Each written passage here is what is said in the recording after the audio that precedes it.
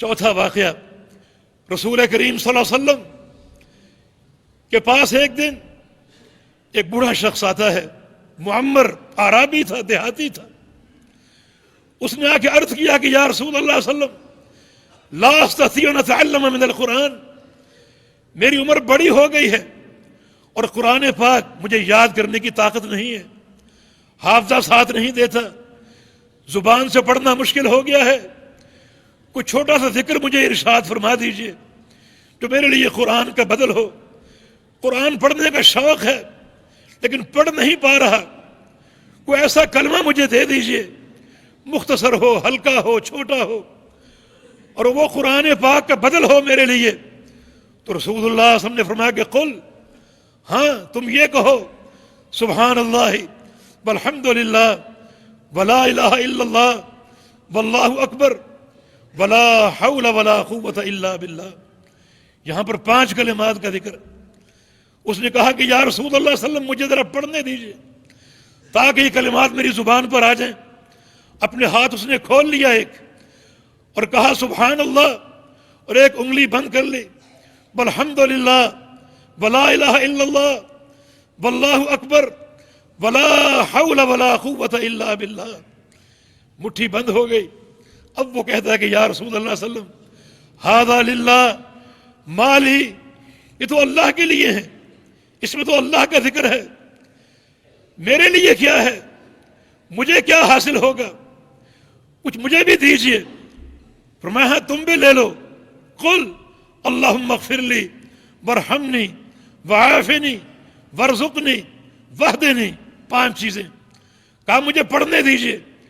بائیں مٹھی کھول لی، اللہم اغفر لی وارحمنی وعافنی وارزقنی واہدنی. یہ مٹھی بند ہو گئی. اس کا معنی کیا ہے؟ یا اللہ مجھے معاف فرما دے، یا اللہ مجھے ہدایت دے دے، یا اللہ مجھے عافیت دے دے، یا اللہ مجھے دنیا کا رزق کشادگی کے ساتھ عطا فرما دے، یا اللہ کل قیامت کے دن میرے درجات بلند فرما دے. یہ 5 کلمات ہو گئے. دونوں مٹھیاں بند ہو گئیں. اٹھا، دونوں ہاتھوں کو بند کیے ہوئے وہاں سے روانہ ہو گیا. یہ کلمات دہراتے ہوئے جب آنکھوں سے اوجھل ہو گیا تو رسول اللہ صلی اللہ علیہ وسلم نے ارشاد فرمایا اما ھذا فقد ملا یدیہ بالخیر. یہ بوڑھا بابا اپنے دونوں ہاتھ خیر کے خزانوں سے بھر کر لے گیا. خالی ہاتھ آیا تھا اور خیر کے خزانے اپنے ہاتھوں میں بھر کے لے گیا. 5واں واقعہ مسند احمد اور امام بہقی کی شعب الایمان میں یہ حدیث وارد ہے، ام ہانی کی روایت سے رضی اللہ عنہ. یہ پیغمبر علیہ السلام کی چچا زاد بہن ہے، ابو طالب کی بیٹی. نبی علیہ السلام اس کے پاس گئے، بوڑھی ہو چکی تھی. اللہ کے پیارے پیغمبر سے عرض کیا کہ یا رسول اللہ صلی اللہ علیہ وسلم انی قد ضعفت وکبرت، کہ میں بوڑھی ہو چکی ہوں، عمر رسیدہ ہو چکی ہوں، فعلمنی، مجھے کچھ سکھا دیجئے، کچھ علم دے دیجئے.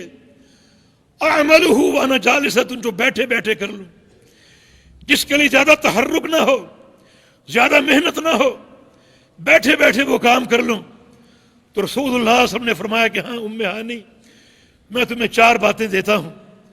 نمبر 1، قولی سبحان اللہ 100 مرہ، اور ایک حدیث کے الفاظ ہیں سبح اللہ 100 تسبیحہ، کہ 100 بار سبحان اللہ کہو، 100 بار سبحان اللہ کہو. فإنها تعدل 100 رقبہ تعتقینها فی سبیل اللہ من بلد اسماعیل. اگر 100 بار سبحان اللہ کہو گی تمہارا یہ عمل اتنا بڑا ہوگا گویا تم نے اسماعیل علیہ السلام کی اولاد میں سے 100 غلاموں کو خرید کر آزاد کر دیا. اتنا اللہ اجر دے گا، اتنا اللہ اجر دے گا کہ 100 دفعہ سبحان اللہ کہو، 100 غلاموں کو آزاد کرنے کا اجر ملے گا. اور غلام بھی عام نہیں بلکہ وہ غلام جن کا تعلق اللہ کے نبی اسماعیل علیہ السلام کی اولاد میں سے ہوگا. جبکہ ایک شخص اگر کسی ایک عام غلام کو خرید کر آزاد کر دے تو پیغمبر علیہ السلام کا فرمان ہے کہ اعتق اللہ بكل عضو منہ كل عضو منہ من النار.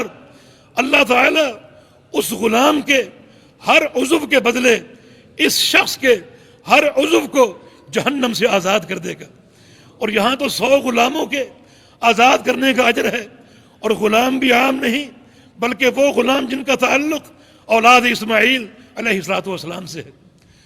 پھر فرمایا کہ فحمد اللہ مئۃ تحمیدہ، ام ہانی پھر 100 دفعہ الحمدللہ پڑھ ڈالو، الحمدللہ کہہ ڈالو. اس کا اجر کیا ہے؟ اس کا اجر یہ ہے کہ انہا تعدل مئۃ فرس، گویا تم نے 100 گھوڑے خریدے، تحملین علیہا فی سبیل اللہ، ہر گھوڑے پر کسی مجاہد فی سبیل اللہ کو تیار کر کے بٹھایا اور اس کو میدان جہاد میں روانہ کر دیا. یکے بعد دیگرے 100 گھوڑے تم نے خرید کر 100 مجاہدین کو تیار کر کے ان گھوڑوں کی پشتوں پر بٹھا کر جہاد کے میدان میں روانہ کر دیا. اللہ تعالیٰ 100 بار کے الحمدللہ کہ تمہیں اتنا اجر عطا فرمائے گا.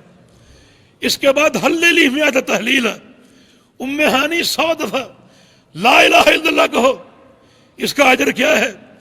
گویا تم نے 100 اونٹ جو ہیں جن کی لگامیں تیار ہیں اور جن کے کچاوے کسے ہوئے ہیں اور پوری طرح تیار کر کے تم نے ان کو اللہ کی راہ میں خرچ کر دیا، غریبوں میں بانٹ دیا، اللہ اتنا اجر دے گا. اور پھر 100 دفعہ اللہ اکبر کہو. تملأ ما بین السماء والارض، تمہاری یہ نیکی زمین و آسمان کے درمیان جو بھی فاصلہ ہے اس کو اجر سے اور اللہ کے فضل سے بھر دے گی اگر 100 دفعہ اللہ اکبر کہو گی. تو یہ بھی حدیث ان چاروں کلمات کی عظمت اور ان چاروں کلمات کے ثواب کا ذکر کرتی ہے. ثواب بہت بڑا ہے جس سے بعض لوگوں کو شاید شک گزرتا ہے کہ یہ حدیث ضعیف نہ ہو. نہیں، یہ حدیث حسن درجے کی ہے اور بہت سے علماء نے اس حدیث کو حسن قرار دیا ہے، اور حدیث حسن جو ہے وہ مقبولہ حدیث میں شمار ہوتی ہے. یہ چند واقعات میں نے ان واقعات میں سے لیے ہیں جن میں ان کلمات کا اجر مذکور ہے اور ثواب مذکور ہے. اب تک کی بات سے یہ ثابت ہوا کہ چاروں کلمات اللہ کے پیارے پیغمبر سے ثابت ہیں. یہ چاروں کلمات رسول اکرم صلی اللہ علیہ وسلم کے فرمان کے مطابق انتہائی افضل ہیں. ایک اور حدیث یاد آ گئی صحیح مسلم کے حوالے سے، محدث امت ابو ہریرہ رضی اللہ عنہ اس کے راوی ہیں.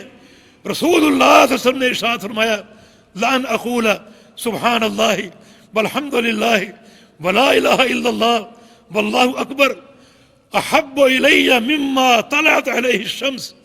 اگر میں ایک بار سبحان اللہ والحمد للہ ولا الہ الا اللہ واللہ اکبر کہہ دوں تو ایک بار یہ سب کہہ دینا اور پڑھ دینا مجھے زیادہ محبوب ہے ہر اس چیز سے جس چیز پر سورج کی دھوپ پڑتی ہے.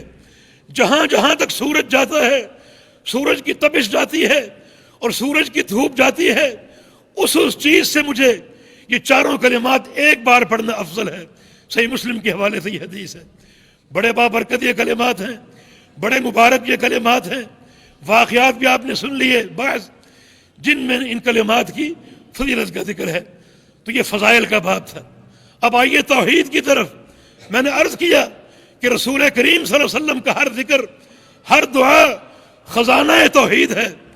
میری ایک بات یاد رکھو، ان چاروں کلمات کا اجر اس وقت تک مرتب نہیں ہوگا جب تک آپ کو ان کا معنی معلوم نہ ہو اور جب تک آپ کا عقیدہ اور منہج ان کلمات کے مطابق نہ ہو.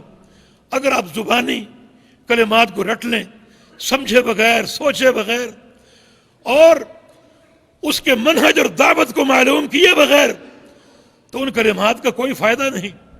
معرفت اصل اساس ہے ذکر کی اور ذکر کی فضیلت کی. ایک شخص جانتے ہیں کہ سبحان اللہ کیا ہے، سبحان اللہ کا معنی کیا ہے اور سبحان اللہ میں کیا توحید کا خزانہ ہے، اسے اس کا کیا اجر ملے گا؟ ثواب بہت بڑا ہے، لیکن کب ملے گا؟ جب سبحان اللہ کا علم ہو، یہ کلمہ یاد ہو، اس کا معنی معلوم ہو، اور جو اس کا معنی ہے وہ معنی اس کے دل میں لکھ دیا جائے اور اس کے عمل کا اور منہج کا حصہ بن جائے اور اس کے عقیدے کا حصہ بن جائے اور پوری زندگی منہج سبحان اللہ پر قائم رہے. کوئی معمولی اجر نہیں ہے. نبی علیہ السلام کی ایک اور حدیث ذہن میں آ گئی. ابو مالک اشعری کی روایت صحیح مسلم بھی یہ روایت موجود ہے. رسول اللہ صلی اللہ علیہ وسلم نے ارشاد فرمایا سبحان اللہ نصف المیزان والحمد للہ تملأہ، کہ سبحان اللہ جو ہے وہ اللہ کے آدھے میزان کو بھر دے گا، اور الحمدللہ جو ہے اللہ کے پورے میزان کو بھر دے گا۔ یعنی سبحان اللہ والحمدللہ یہ دو کلمات ایسے ہیں کہ بندہ ان کو پڑھے تو اللہ کے پورے میزان کو بھر دیں گے۔ اور میزان کیا ہے؟ میزان کا پلڑا کیا ہے؟ اللہ اکبر۔ ایک حدیث سلمان فارسی کی روایت سے فرماتے ہیں کہ اتنا بڑا میزان ہے کہ اس کے ایک پلڑے میں ساتوں آسمان، ساتوں زمینیں، آسمانوں کی ساری مخلوق اور زمینوں کی ساری مخلوق ایک ہی پلڑے میں سما جائے۔ اتنا بڑا میزان ہے۔ اللہ اکبر۔ فرشتوں نے جب قیامت کے دن میزان کو دیکھیں گے، یا کبھی اللہ نے دکھایا تو فرشتوں کو چونکہ معلوم تھا کہ اس میزان سے بہت سے بندوں کے اعمال اس میزان کو بھر دیں گے، تو فرشتوں نے تعجب سے پوچھا کہ یا اللہ اس میزان کو بھلا کون بھر سکتا ہے؟ اللہ پاک ارشاد فرماتا ہے لمن شئت من خلقی، اس میزان کو میری بہت سی مخلوق، بہت سے بندے بھر دیں گے۔ تو فرشتوں نے کیا کہا تھا؟ سبحانک ما عبدناک حق عبادتک، کہ پھر تو ہم تو تیری عبادت کا حق ادا نہ کر سکے۔ حالانکہ فرشتے اللہ کی وہ مخلوق ہیں جنہوں نے صدیوں اللہ تعالیٰ کے سامنے سجدے کیے ہیں، اللہ کا ذکر کیا ہے۔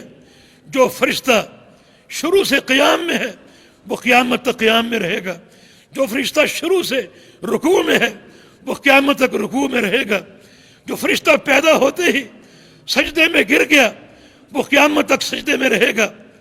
یہ کیفیت قیامت تک طاری رہے گی۔ جب سور پھونکا جائے گا قیامت قائم ہوگی، یہ فرشتے بھی اٹھیں گے اور ان کی زبان پر یہ جملہ ہوگا سبحانک ما عبدناک حق عبادتک، یا اللہ تو پاک ہے، ہم اپنی پوری زندگی تیری عبادت کا حق ادا نہ کر سکے، تو کس قدر اس کی عبادت کی ضرورت ہے۔ تو یہ میزان جو ہے ان دو کلمات سے بھر سکتا ہے، لیکن خالی تلفظ سے، خالی ان کلمات کی ادائیگی سے نہیں۔ یہ دو کلمات توحید کا خزانہ ہے، علم کا مخزن ہے، یہ دو کلمات دعوت ہیں، یہ دو کلمات جہاد ہیں، یہ دو کلمات پورا دین ہے۔ جب تک معنویت کا علم نہ ہو، عقیدہ اس کے مطابق نہ ہو تو کوئی ثواب نہ ملے گا۔ رٹنے والا اور تلفظ کی حد تک ذکر و اذکار کرنے والا اسے یہ ذکر نفع نہیں دے گا جب تک معنویت معلوم نہ ہو اور اس معنی کے مطابق اس کا عقیدہ نہ ہو۔